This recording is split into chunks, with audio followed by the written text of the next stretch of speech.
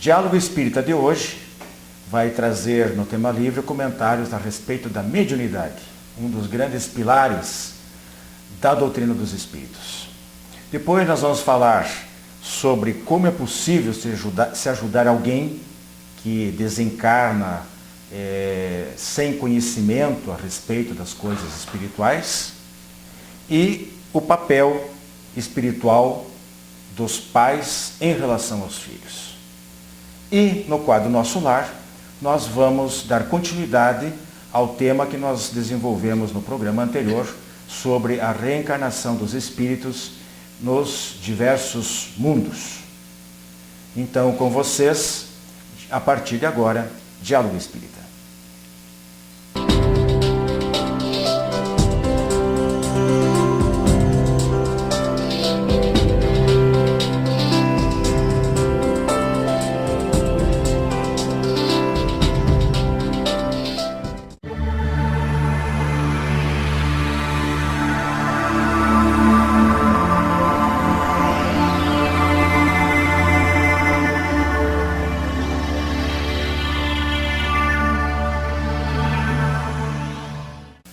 Meus amigos, Diálogo Espírita de hoje, através do tema livre, vai falar sobre mediunidade ou comunicabilidade dos espíritos.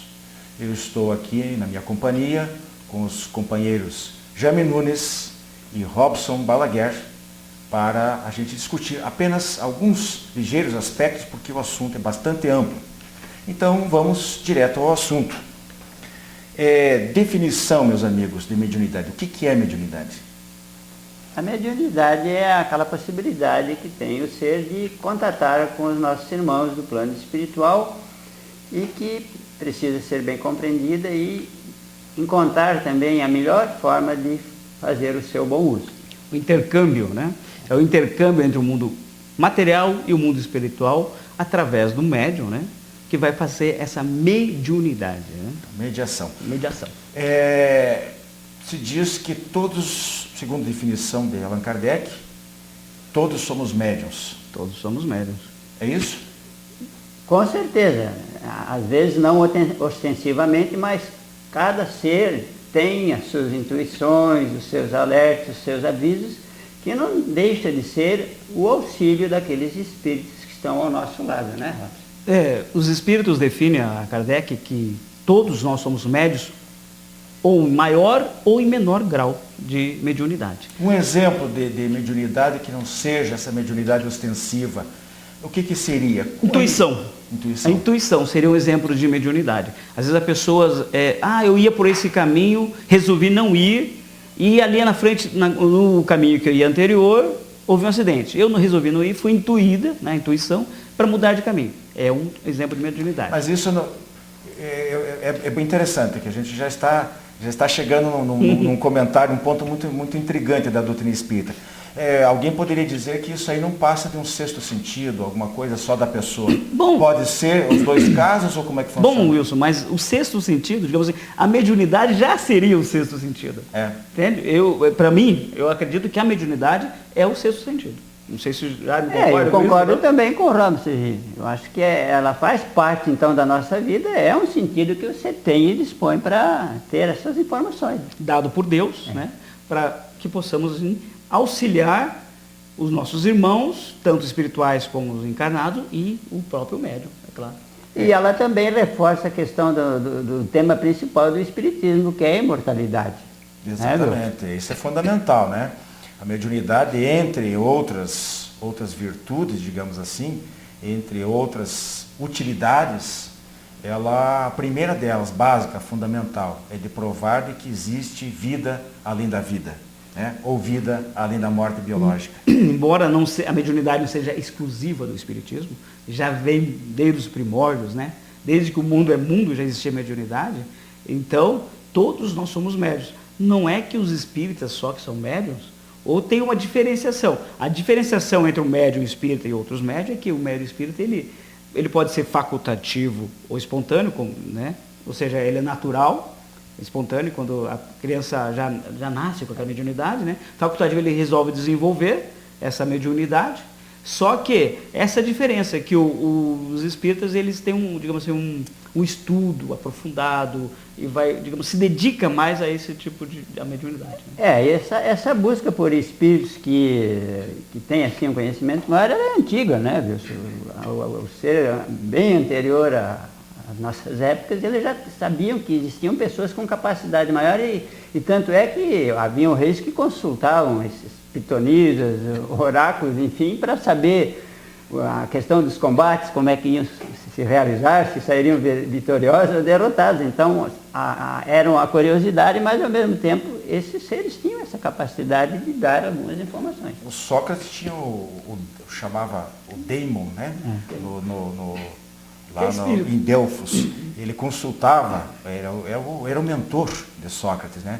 E realmente, em todos os povos, em todas as épocas da humanidade, a mediunidade sempre existiu. Essa busca que se achava que era sobrenatural, que era alguma coisa, né? Hoje em dia, até coloquei aqui, esse aspecto, vocês tocaram nesse detalhe aí, de que o médium, muitas vezes, é chamado de sensitivo, né? E a mediunidade de paranormalidade. Então, o paranormal, muitas vezes, é confundido com o médium. Não são exatamente as mesmas coisas, porque o paranormal, o sensitivo, é aquele que tem, às vezes, a faculdade de perceber por si mesmo, sem interferência de espíritos. Sem auxílio, né? E a mediunidade propriamente dita seria aquela com a participação dos espíritos. E o outro aspecto é esse, que, aliás, complementando até, em doutrina espírita, nós aprendemos que esse tipo de mediunidade que vem do próprio indivíduo, nós classificamos como animismo. É um problema anímico, da própria alma, né? Enquanto que a mediunidade é interferência de espíritos. Né? É a intervenção do espírito. Porque o animismo, às vezes o médium, até numa comunicação, ele se doa ou se dá muito daquilo que ele faz do dia a dia. Né? Já quando já é mediúnico com o espírito, aí não, às vezes até palavras diferentes do cotidiano que ele utiliza, muitas vezes até em outras línguas, em outros idiomas que ele fala, que sem mesmo conhecer. Então essa segundo os estudiosos da nossa doutrina espírita, o exemplo maior é Jesus, para nosso entendimento, que ele é inclusive chamado o médium de Deus. Só que ele é diferente de nós, porque ele conhecia toda a matéria, ele tinha condições de fazer tudo que ele realizou, levitação, efeitos físicos e cura. E não precisava de materializações, ele não precisava de auxílio de ninguém, ele tinha capacidade sozinho de realizar isso, enquanto que nós ainda dependemos de um auxílio para isso. Por isso que Jesus aí é mais nesse sentido de fenômenos anímicos, ele realizava por si mesmo, não precisava que um outro espírito... É uma expressão, médium de Deus. Apesar que os apóstolos dele serviam como médiums, digamos, de efeito físico também, que ele utilizava. Foi por isso que ele escolheu, digamos, a Deus, os apóstolos, que não deixava de ser médium, né? Médios de efeito físico. Mas podemos voltar um pouco atrás, como Moisés, por exemplo, também que era um grande médium. Existe um livro, eu acho que todos você deve ter lido, que é o Farol de Menefetá, é um livro traduzido para o português, de uma médium alemã, que fala da mediunidade de Moisés em 3 óticas. Dele, de um centurião e de digamos, não era médico, naquela eles embalsamavam cadáver, mas ele era como se fosse médico, né? E desse senhor que embalsamava cadáver. Então a visão dos acontecimentos mediúnicos que ele fez, né? Aquilo ali tem na visão dele e dos outros dois, a diferença é muito bem grande. Né? Pois é. Agora eu queria que vocês desenvolvessem também mais um pouquinho esse aspecto o Robson colocou ali, do médium facultativo e o médium involuntário. O involuntário é aquele que às vezes ele geralmente até inconsciente, ele é médium sem saber. Ele produz certos fenômenos e não entende certas coisas que acontecem com ele. Já o facultativo seria aquele que desenvolveu, educou a sua mediunidade numa casa espírita. E isso diferencia também a mediunidade do mediunismo, que o mediunato, segundo Herculano Pires, né? Mediunidade, como nós colocamos aqui, qualquer pessoa tem em maior ou menor grau. Agora, o mediunato ou a mediunidade realmente educada tem que passar pelo estudo, pelo desenvolvimento, pelo preparo. É isso, gente? A mediunidade tem um sentido, um motivo, uma razão. Então nós precisamos saber trabalhar com ela, de que forma ela seja melhor aproveitada, possibilite a nos auxiliar e especialmente auxiliar os nossos companheiros de jornada. Um exemplo de médium, digamos assim, espontâneo, né? Natural, é o Chico Xavier. Mas mesmo assim, ele desenvolveu já na infância, mas mesmo assim ele estudou e procurou sempre, digamos assim, evoluir na mediunidade através dos estudos da doutrina de Kardec. Ele passou muitos meses, praticamente até anos, apenas se exercitando. Muita coisa que ele recebia nem foi publicada porque era uma mensagem de exercício. A André Luiz também ficou um tempo antes de escrever toda aquela série através do Chico Xavier, a série chamada Série André Luiz, que é composta por 16 livros, 16 obras, não tenho certeza quantas são, fazendo aquela aproximação, estabelecendo afinidade fluídica, perispiritual, né, com o corpo do médium para poder fazer um bom trabalho. Quem assistiu o livro do Chico Xavier, né, são 3 coisas que o Emmanuel pede para ele, né, o mentor dele. Primeiro, disciplina, segundo, disciplina e terceiro, disciplina. Porque o médium tem que ser disciplinado e tem que estudar. Minha gente, nós temos aqui também alguns comentários em relação ao que é a mediunidade. Como é que ela se processa? Porque tem gente que não consegue entender. Então, na verdade, mediunidade é um transe que começa, é parecido com o sono, alguma coisa acontece na fisiologia cerebral, né? Da mesma forma como existe o transe hipnótico, da mesma forma como existe o transe farmacógeno, que é aquele provocado através de bebidas, de ervas, de infusões, de drogas, também são transes, só que o transe da mediunidade é diferente no sentido do objetivo e até mesmo da forma como ele se processa no cérebro. Mas não é um chute, a mediunidade não é fingimento, não é mistificação. Quando a pessoa diz que é um espírito que está falando através dele e fala com o mesmo tom de voz, às vezes pode apresentar palavras do vocabulário diferente ou não, porque o espírito utiliza a bagagem que o próprio médium já tem, o conhecimento que ele já possui, e apenas reveste o pensamento, ele passa o pensamento dele revestindo com as palavras do médium, né? Então as pessoas olham, mas aquilo deve ser fingimento, a pessoa está falando sozinha, não é nada disso. Existe um transe que também pode ser muito superficial e um transe mais profundo, onde o médium fica inconsciente e não sabe as mensagens que escreveu, o que lê, o que falou, passou em volta não sabe nada. Em outros casos, sim, e há os casos intermediários. Isso é bom que se frise. Também gostaria que vocês comentassem o seguinte: tem 2 tipos de mediunidade, né? Defeitos inteligentes e efeitos físicos. Isso. Aí nós temos que são coisas diferentes. Os defeitos físicos são situações que ocorrem com a participação do espírito, que ele pode fazer transporte de objetos de um ponto para outro só através da sua força. Tem a questão também ainda acho que da ectoplasmia, né? Ectoplasmia, envolve os efeitos físicos, é básico. Que também nós tivemos um que foi bem conhecido, o Peixotinho, e complementando aí, nos auxilia. Tem levitação, sim. Exatamente. Vários fenômenos, né, de materializações, espíritos, como o Jaime colocou. Já os efeitos inteligentes são a psicografia, a psicofonia, a própria intuição, a mediunidade de pressentimentos, né? Um efeito desse bastante conhecido na Bíblia é quando a materialização de Moisés e Elias conversando com Jesus, na presença do apóstolo Pedro, João e Davi, se não me engano. Tiago.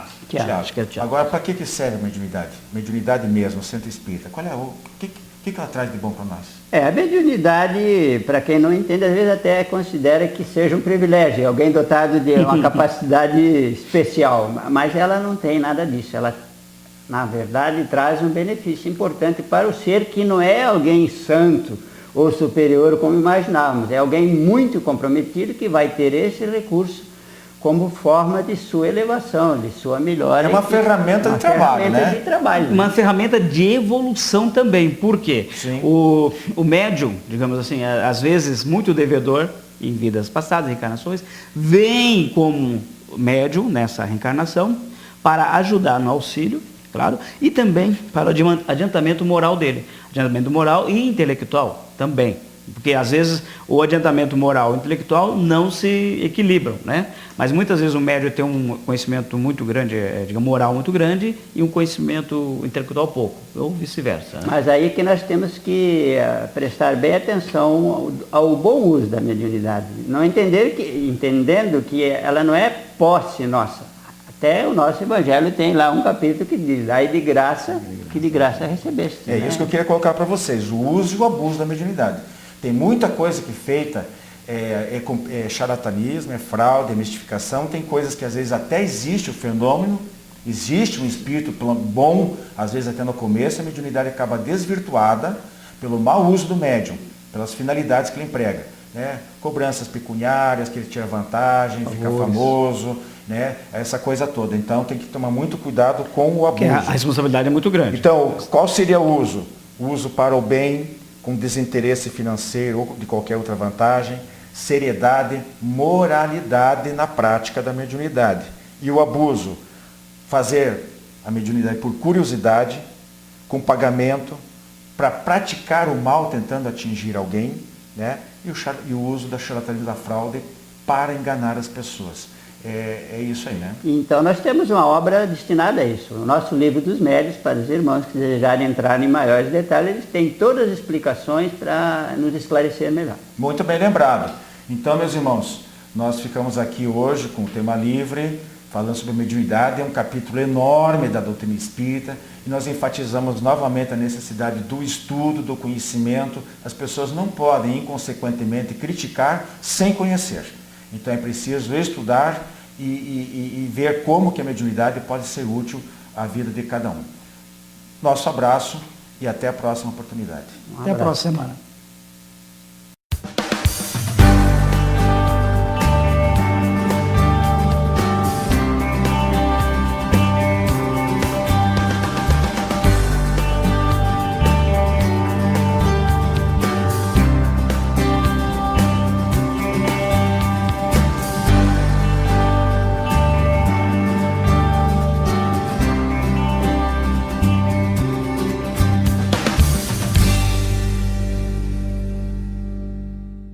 Você tem um familiar ou amigo com problemas de álcool ou drogas? Venha conhecer a comunidade psicossomática Nova Consciência em Capivari. Uma clínica com médico, psicólogo, terapeutas e especialistas no tratamento da dependência química. Atendemos pacientes do sexo masculino com período de recuperação de 4 a 6 meses para desintoxicação, terapia, conscientização e renovação de valores. Maiores informações, acesse comunidadenovaconsciência.com.br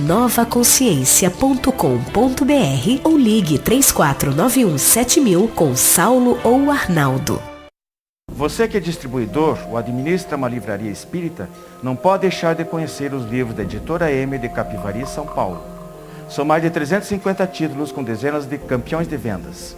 Peça o catálogo e dê aos seus clientes a oportunidade de conhecer os excelentes livros da Editora M. Contatos pelo e-mail vendas@editoram.com.br ou telefone DDD 19 3497 7000.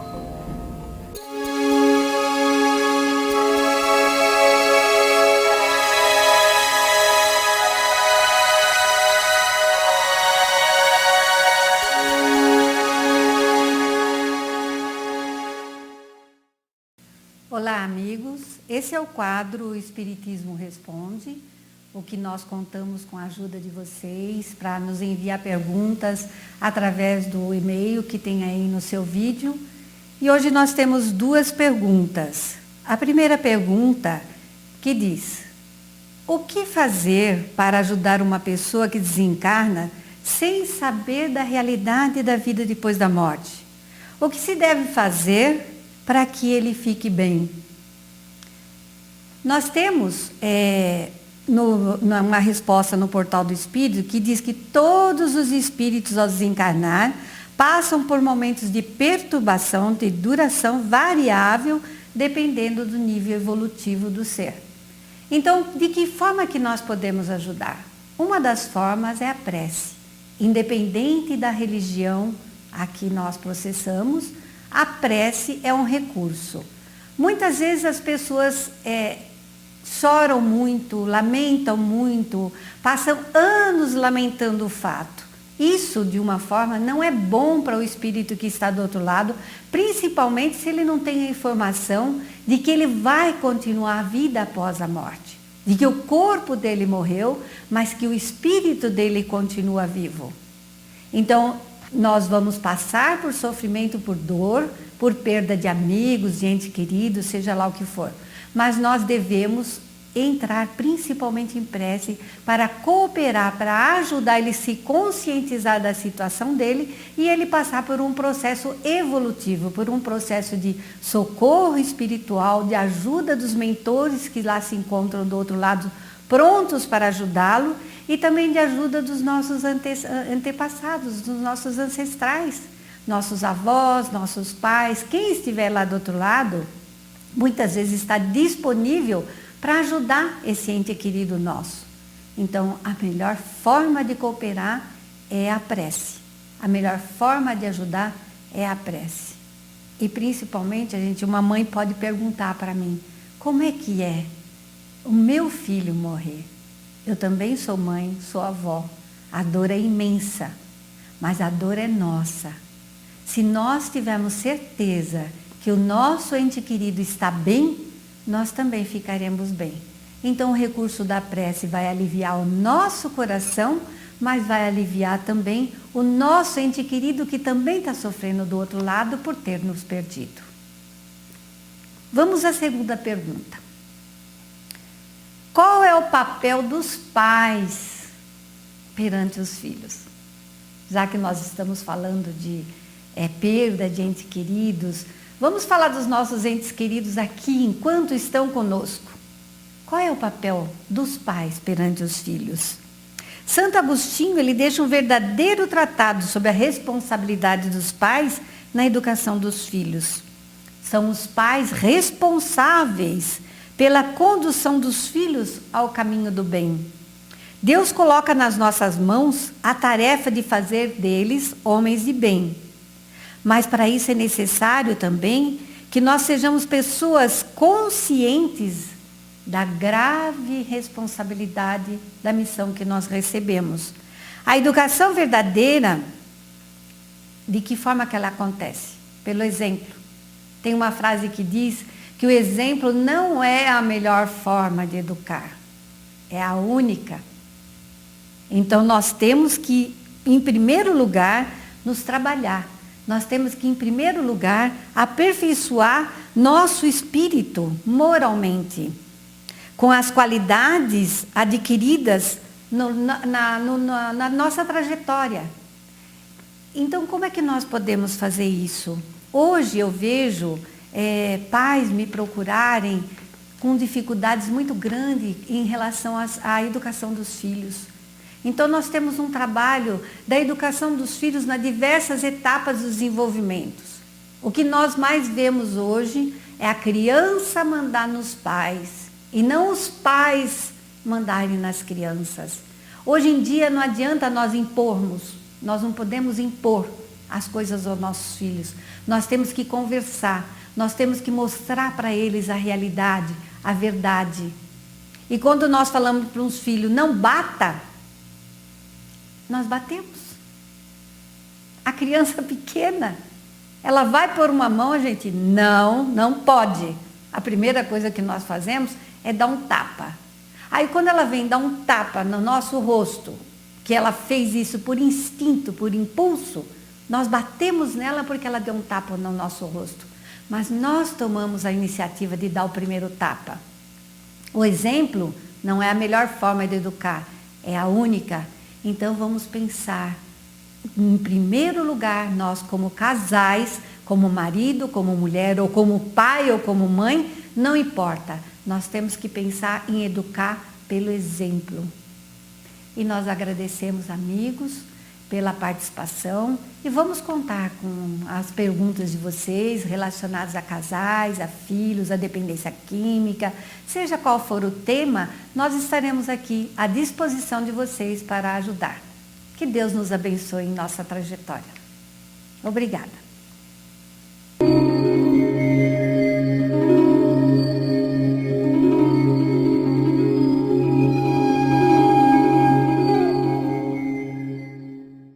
Nosso quadro Nosso Lar, do programa anterior, nós falávamos a respeito da encarnação dos espíritos em mundos diferentes da Terra. E nós vamos continuar esse assunto por mais alguns minutinhos aqui, para completar essa nossa ligeira explanação. Eu tenho aqui comigo, mais uma vez, o nosso companheiro Jaime Nunes, que vai nos ajudar a fazer essa exposição aí. A pergunta 180 do Livro dos Espíritos, em resumo, diz o seguinte, que ao se passar de um mundo para o outro, o espírito conserva a sua inteligência, mas pode ter dificuldades para se expressar devido às condições do corpo, que às vezes pode não apresentar as mesmas condições que ele tinha no mundo superior. Se ele passou de um mundo para outro, de repente, inferior, por missão ou por expiação, ele pode ter essa dificuldade. E a gente lembra, então, nós falávamos, né, Jaime, a respeito dos exilados de Capela. É por aí, né? É o exemplo desses nossos irmãos, que a inteligência, as conquistas que eles possuíam, trouxeram para esse nosso planeta. Porém, o corpo que lhes servia de instrumento não dá as condições de poderem transmitir tudo aquilo que eles já sabiam. Então, dificulta o ensinamento, mas não deixa de ter o seu objetivo e também faz parte do programa que eles necessitam para esse aprendizado aqui no nosso planeta. Para ficar mais claro ainda para vocês, a gente coloca o seguinte, aqui entre nós, os encarnados, nem sempre as pessoas reencarnam com um corpo nas melhores condições físicas. Às vezes tem algum tipo de deficiência física ou mental. Então o espírito é íntegro, é inteligente, ele pode até se manifestar mediunicamente, demonstrando uma grande inteligência, mas o instrumento de manifestação dele, que é o corpo físico, está travado, tem algumas deficiências. E esses espíritos, ao reencarnar de um mundo para outro, podem sofrer esse mesmo tipo de limitação. Na questão 181, nós temos a seguinte afirmação aqui. Nos outros mundos, os corpos também são materiais. Estamos falando, portanto, de reencarnados, de reencarnação. Se não fosse corpo material, a gente não ia falar de reencarnar, né? Mas são mais ou menos grosseiros, então conforme o mundo, né? Tudo é condicionado ao mundo que o espírito está, mas ele sempre vai precisar de corpo para realizar o seu trabalho, a sua atividade. Então, sempre que há mudança de um mundo para o outro, também há uma transformação. Existe um progresso que envolve não apenas o espírito, mas o próprio mundo, né, Wilson? Porque o espírito não dá saltos, né? A evolução, o progresso não dá saltos, é feito paulatinamente. Então ninguém, da mesma maneira como aqui, de uma hora para outra, ninguém se transforma em, entre aspas, santo, né? Não se evolui tão rapidamente, mesmo passando de um mundo para outro, não quer dizer necessariamente, os mundos, existe uma escala também, de mundos primitivos, mundos de provas de expiação, mundos de regeneração e os mundos celestiais, os mundos mais evoluídos, né? Tudo dentro de uma sequência, de um caminho que o espírito percorre. E quanto mais evoluído o mundo, menos necessidade desse corpo material, né? Aí passa praticamente a depender só do seu perispírito, né, que vai se esterilizando, né? É isso que a gente vai chegar agora. Precisa seguir na questão 182, as condições exatas, físicas e morais destes outros mundos, não pode, no momento, pelo menos, há 150 anos atrás, quando Kardec recebeu os ensinamentos dos espíritos e codificou a doutrina espírita, nem tudo podia ser revelado, né? Porque a gente não tinha nem condição de entender essas coisas. E não está de acordo com a nossa capacidade de entendimento. Então, mesmo o Espiritismo vindo esclarecer, ampliar os conhecimentos de Jesus, e etc., mas algumas coisas mais nesse aspecto científico não podia ser revelado ainda, né? É o que tudo tem seu momento e de acordo com a capacidade dos seres que habitam esse planeta. Se nós analisarmos o planeta Terra, nós também podemos dizer que aqui existem vários mundos, né? Com diferenças de conhecimento, de aprendizado, ou até a própria a questão do bem e do mal, né? Onde nós temos irmãos em diversas condições, assim também são os mundos. Exatamente. Aqui, para finalizar, nós temos um comentário de Kardec, aposta, né? A questão 182, que diz o seguinte: à medida que o espírito se purifica, o corpo que o reveste se aproxima igualmente da natureza espírita ou espiritual. Torna-se menos densa a matéria, deixa de rastejar penosamente pela superfície do solo. É interessante. Menos grosseiras se lhe fazem as necessidades físicas, A gente sabe que nosso lar, lá na colônia, não precisa de alimentos, né? Ele vive mais de ar, de substâncias magnéticas, não precisa de alimentação, então o aparelho digestivo, né, praticamente ele atrofia. Não mais sendo preciso que os seres vivos se destruam mutuamente para se nutrirem. O espírito se acha mais livre e tem das coisas longínquas percepções que desconhecemos. Vê com os olhos do corpo o que só pelo pensamento nós entrevemos. Da purificação do espírito decorre o aperfeiçoamento moral para os seres que eles constituem quando encarnados. E ele segue comentando que as paixões animais diminuem, que aumenta a fraternidade. Então, repetimos o que falamos há pouco. É paulatino, a evolução não se faz de uma maneira súbita, não é, Jane? Exatamente. E falando em mundos, nós temos que considerar que nós, o ser, o indivíduo, o espírito, ele tem o chamado mundo mental. Esse mundo aí também precisa ser muito trabalhado, né? Muito trabalhado. O perispírito vai se tornando cada vez menos denso, até se confundir praticamente com o corpo mental, ou com o espírito. E o corpo físico vai se tornando cada vez menos denso, mais fluídico, mais energético. Meus amigos, apenas uma pinceladinha do estudo do Livro dos Espíritos para vocês entenderem a respeito da reencarnação dos espíritos em outros mundos além da Terra. Até a próxima. Muita paz. Até uma próxima também.